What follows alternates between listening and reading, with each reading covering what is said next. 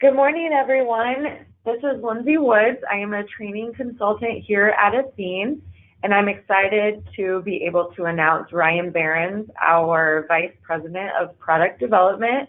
He's going to be going over our pricing customer value presentation today. And just a housekeeping item, if you do have questions for Ryan, please type them in the questions window, and he will try to answer them at the end of the call. And if we don't get to all of the questions, we will filter those through your internal wholesaler following the call. And with that, go ahead, Ryan. All right, thanks, Lindsay, and thanks everybody for dialing in this morning. As Lindsay mentioned, my name is Ryan Behrens. I'm an actuary in our product development function, so I spend a lot of my time on pricing work related to our indexed annuity products. The goal of today's presentation is definitely not to bury you in actuarial jargon or obscure mathematical notation, but instead to provide some straightforward examples that will help illustrate the key building blocks of indexed annuity products and offer a look under the hood, so to speak, regarding how they work from a pricing and a risk management standpoint. So to get started, the first thing I'd like to do is clarify the distinction between an index and a fund. An index is a tool that tracks the value of something, and because of that, you can't buy an index in the same way that you can buy shares in a mutual fund, for example. The line gets blurry when you're talking about indexed annuities because you're typically referring to an equity index, but it's important to remember that there are lots of other indices out there in the world. The consumer price index is the way that people commonly think about inflation, and that's just the aggregation of prices of a number of common household goods. There are financial products that have values that are tied to the CPI, but that doesn't mean people are buying those underlying household goods when they buy those products. Similarly, when you buy an indexed annuity, the policyholder doesn't invest their funds directly in equities, and on top of that, the insurance company doesn't buy the equities that make up the index. Instead, we use options, which are financial instruments that have values tied to the performance of an index, to provide exposure to equity performance and support the interest credits that we've promised to our policyholders. And we'll talk more about how this works in practice later, but the thing that I want to clarify at this point is that these options are a risk management tool for the company. They're not the source of our profits. So moving to the next slide, if the policyholder's money isn't going into equities and the insurance company isn't buying the equities, you might ask what we're doing with all the premium that's coming in the door on a daily basis. The answer is insurance company asset portfolios are primarily made up of bonds and other fixed income assets. And it's the yield on these assets that is the source of our profit and what allows us to run our business. This slide will walk through kind of one of the key equations underlying indexed annuity pricing with illustrative numbers, and we'll hit on what each one means from a conceptual standpoint and what each component means. So first, it starts with that investment yield that we're earning on the assets that we buy as we receive premium. And in general, when a policy is issued, we'll go and purchase assets that match the expected duration of the liability that we now have. So, for example, we'd buy a 10-year bond to back a 10-year product. And we expect to hold that bond until it matures. This is why we have things like surrender charges and MBAs on our products, because if policies surrender early and we have to pay that surrender benefit by selling our assets early, we might have to do it at a loss depending on what interest rates have done since the time the policy was issued. So again, we start by, in this example, assuming that we have a 5% investment yield. Part of this yield goes toward the cost of running the business. So that's covering our expenses, paying our commissions, and a margin for our profitability. And then the remainder is used to purchase options to hedge our index credits, and we call that the option budget. So that's 3% in this example. And the key takeaway from this slide is that if we get $100 of premium in the door, only $3 is used to purchase options. So the vast majority of the policy is backed by a diversified, high-quality fixed income asset portfolio.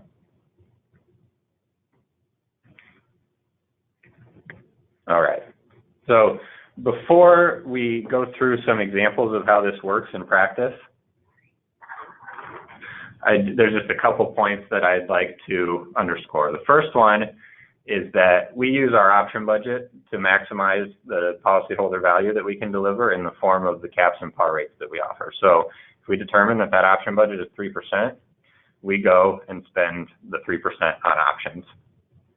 And the other point is that we make the same amount of money whether markets go up or go down, whether the index goes up or goes down. We'll see this in action on the following slides, but the point I'll make here is that that fixed income asset yield is our source of profits, and the spread between that and our option budget contains our profit margin.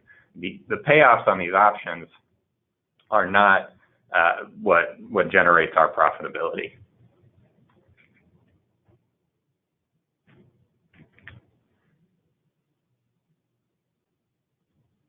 All right, the next couple slides will show illustrative examples of how this works in practice, and it kind of breaks down the pieces of the hedging strategy that we use to support our index credits.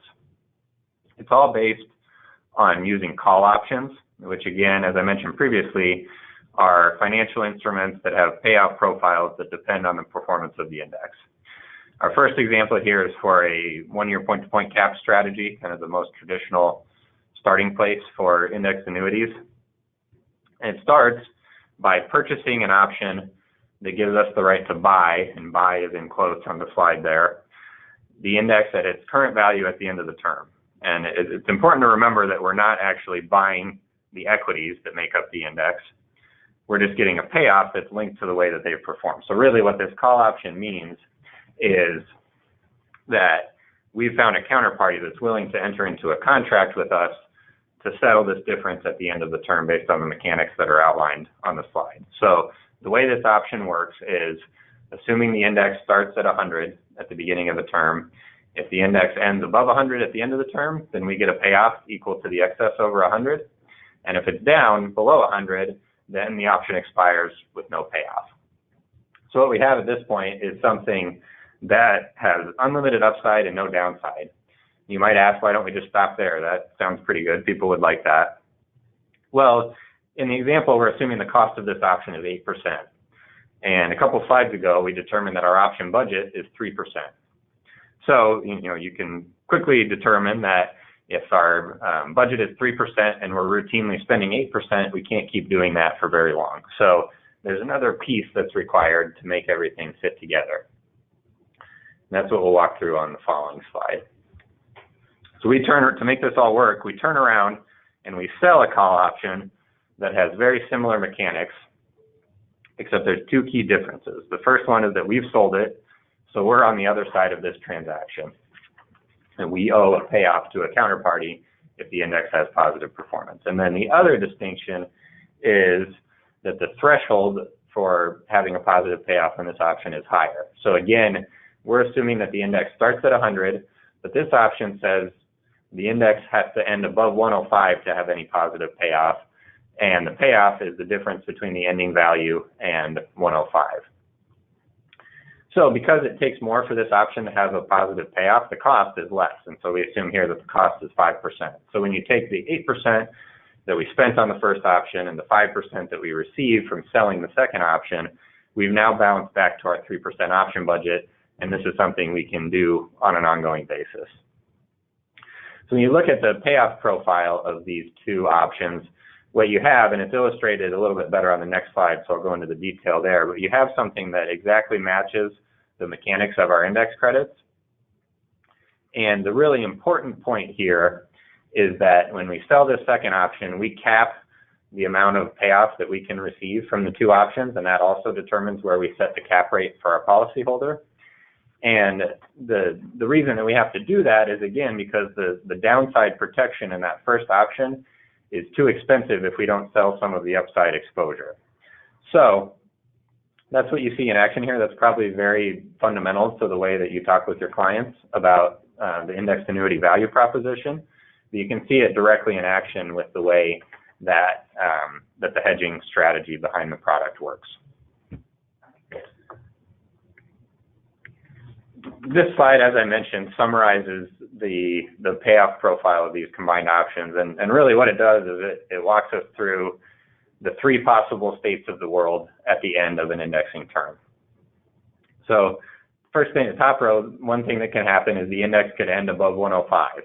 In that case, the first option gives us a payoff of the excess over 100, but then we turn around and we owe any excess over 105 to our counterparty from the second option that we sold. So no matter what, whether the index is up, whether the index ends at 105, 110, 115, 120, and so on, the net payoff that we get is 5, and that matches the cap rate that we've set for our policyholder, and we provide a 5% index credit to the policyholder. If the index ends between 100 and 105, say 103, then our payoff on the first option is 3, and the second option hasn't reached that 105 threshold to have a positive payoff, so it expires with no payoff. So that 3% credit, or that 3% payoff that we get on the first option, is provided directly to the policyholder as a 3% index credit. And then if the index ends below 100, then both options expire with no value, and we give a 0% credit to our policyholder. So in that right-hand column, what we've walked through, no matter what happens over the course of this indexing term, the payoff from these options exactly matches the mechanics of our index credits. And that goes back to the point that I made previously, that our profitability doesn't depend on the index performance. Regardless of which of these three outcomes we have, we spent 3% at the beginning of the term, and we provide the payoff directly to the policyholder as an index credit. And then the top right-hand box is also very important to focus on here. One of the most common misperceptions about indexed annuities probably is the idea that if the index goes up above the cap rate, then that means the company has made a bunch of extra money on that policy. And we've just shown here that that's not the case. We've sold our exposure to any positive performance over the cap rate in order to afford the downside protection that's built into the product. And again, going back to the equation that we walked through earlier, our profitability is part of that spread between our asset yield and our option budget. So it's not dependent on how the options perform. So moving on to the next slide, and I think this will address one of the questions that just came through. We also wanted to hit on a participation rate structure, especially since that's a very common design that's out there in the market today. So when you have a participation rate structure, the hedging strategy is very similar. It's all based on call options, except there's only one call option involved to make it work. And we'll walk through the mechanics of it on this slide. There's two graphics, and I'll explain in a couple minutes here why there's two graphics, but I'll focus on the one on the left-hand side first. So it starts by buying that same option that we bought in the other example, which has an 8% cost and has a positive payoff if the index is up and zero payoff if the index is down. But here we're not selling an option to cap the upside. So to balance back to our option budget, we set a participation rate to achieve that 3% cost. And in this case, that participation rate is 37.5%. So similar to the idea that I addressed about what it means if the index performs more than the cap rate, another important point to underscore here is that the company doesn't keep the other 62.5% of the positive index performance. We've essentially scaled our option purchases as if we only had 37.5% of the premium that we actually have. And what that means is that when the options pay off, what we have is exactly what we need to pay the index credits and not anything more than that. So that's what it would look like in the kind of traditional setting. The reason that we have two graphics on the slide here is to conceptually illustrate the difference between a traditional index, say, the regular S&P 500, and a volatility controlled index. Volatility is one of the key determinants of option costs, and generally speaking, an index that has lower volatility will have lower option costs. So here, to illustrate it, we're assuming that the option cost on this hypothetical volatility controlled index is $250, again, for an option that has positive payoff if the index is up, and no payoff if the index is down. Because that 250 is lower than our 3% option budget, which hasn't changed from the other example, we do the same math and we solve for a participation rate of 120%. So that's, I think that's really helpful to illustrate why you can see par rates over 100%. That's a very common question that comes up in going through this content. And the way that I like to address it in terms of the potential confusion from clients with the idea of buying more than 100% of something is to remember that the policyholder is not buying equities directly. They're just buying a product that gives them exposure to the way equities perform. And there are a variety of financial products that can have exposure of more than 100% to some underlying instrument if desired. And that's what you see in action with an indexed annuity when you see a par rate of over 100%.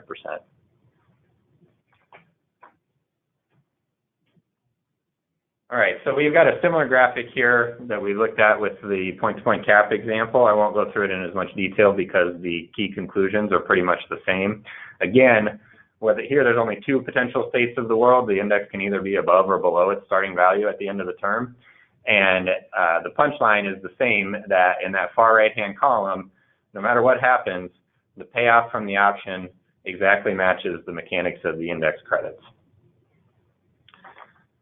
So before we wrap up the prepared remarks, and then I'll try to address some of the questions that have come through, there's just a few points that I wanted to reiterate from the content that we've covered. First one is a reminder that the insurance company doesn't invest directly in equities to support indexed annuities. Instead, we use options to create a risk management strategy that matches the mechanics of our index credits. And I know I likely sound like a broken record at this point, but we make the same amount of money regardless of index performance. And on top of that, hitting the cap rate doesn't mean extra profits for the company. So when you take a step back and think about everything that we've discussed so far, an indexed annuity is really a pretty sophisticated investment strategy. It's a policy is backed by a combination of a diversified fixed income asset portfolio that's run by world-class asset managers, and it's coupled with these index options that provide equity exposure. So even if you understand all of these individual building blocks, it's very hard, if not impossible, for an individual investor to go out and replicate this investment strategy on their own. And even if they could, it likely wouldn't be cost effective doing it for just one individual's wealth. So it's the scale at which an insurance company does this that makes it practical. For all of these reasons, we really feel strongly that index annuities are great products that provide a lot of value to policyholders as they plan for their financial security. So with that, I will kind of scan through the question bank here and try to hit a few of the questions before we wrap up.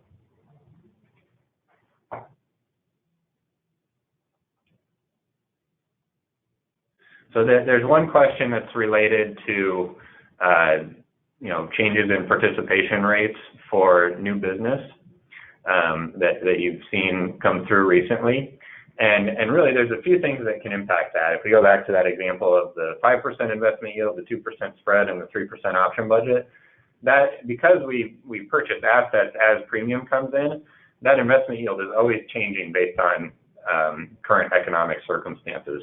So to the extent that interest rates are decreasing or credit spreads are decreasing, then that means that we have less yield available to put to work in the form of the option budget. So, for example, if that yield in the example that we walked through was 4% instead of 5%, we still have the same 2% spread, and our option budget would be only 2%, which would mean that we could afford less in terms of cap rates and participation rates. Also, the pricing of the underlying options changes over time, and that can impact where rates are set as well. But those are common reasons why you see new business rates change from month to month across all carriers in the market.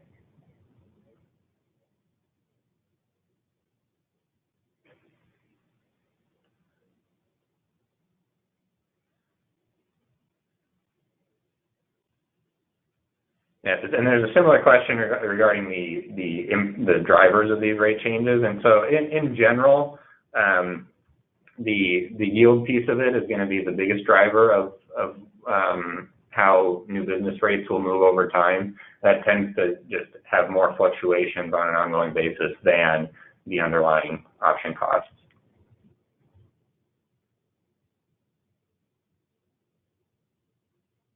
The question, if all carriers are buying and selling the same S&P 500 options, why do cap rates vary across carriers? Well, and there's a few reasons for that. One is that, so the asset portfolio is different from company to company, so it can't be assumed that that investment yield is fixed and is the same for all companies. So that's one impact that determines it. And then, pricing of annuities and other insurance products is always a balance between profitability and competitiveness. And so some carriers may be willing to accept a lower profit margin within that spread piece of the equation in order to offer higher cap rates. And vice versa, other companies might have higher profit margins that mean that they have lower rates. So there's a number of different things that impact the competitive landscape.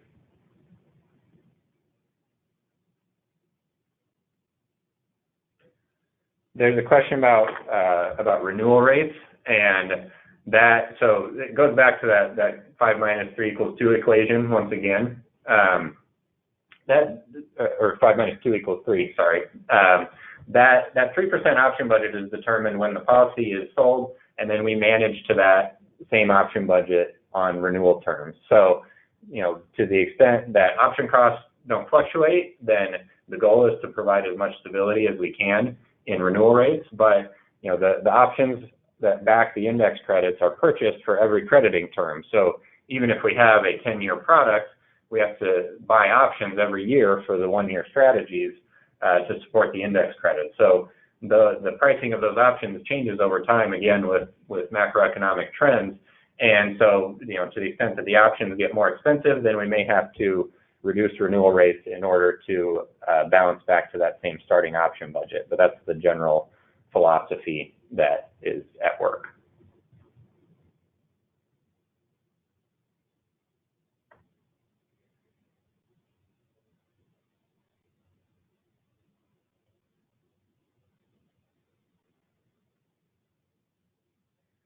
There's a question about other costs associated with selling a policy, like commissions, for example, and other expenses. And again, that was built into that 2% target spread number that we went through on the slide that showed the pricing equation. So those are all accounted for in the exercise that goes into determining where we can set our cap rates and participation rates.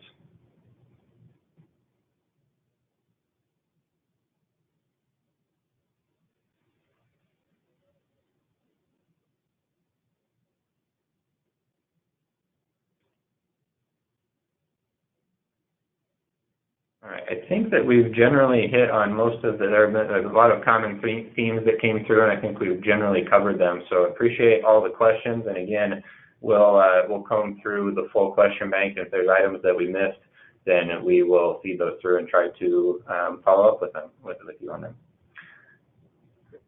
And just to note, we will be sending the recording of the call here in the next couple hours. And thanks everyone for joining us today, and thanks Ryan for a great presentation.